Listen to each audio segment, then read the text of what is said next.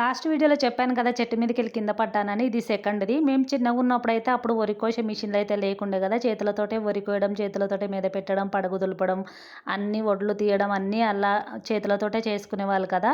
ఆ ప్రాసెస్‌లోనే పెట్టడం అనేది చేస్తున్నాము పొద్దున్నే. అప్పుడు సంబర్‌లనే అనుకుంటాను. మా అక్కనైతే ఇంటి దగ్గర పని చేస్తూ ఉండే. అమ్మ, నేను, అన్నయ్య, నాన్న అందరమైతే బావి దగ్గర ఏమైనా పనుంటే పొద్దున్నే వెళ్ళి చేసేవాళ్ళమనమాట. పొద్దున్నే 6:00 అనుకుంటాను పెట్టడానికి వెళ్ళాము. వ్యవసాయం చేసే వాళ్ళకి అర్థమవుతుంది అంటే. పెట్టడానికి వెళ్ళాము. ఆ కిందనైతే పాము ఉంది. ఆ పాముతో సహా మొత్తం ఇట్లా పట్టేసుకున్నాననమాట. ఇట్లా చేతులు 2 చేతులు పెట్టి తీస్తాం కదా!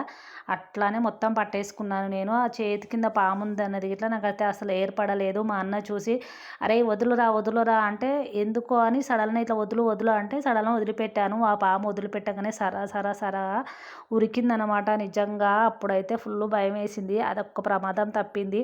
నెక్స్ట్ ఏంటి ప్రమాదం అనేది నెక్స్ట్ వీడియోలో చెప్తాను. ఒక్క లైక్ ఇచ్చి వెళ్ళొచ్చు కదా ఫ్రెండ్స్. బాయ్. ఉంటా మరి.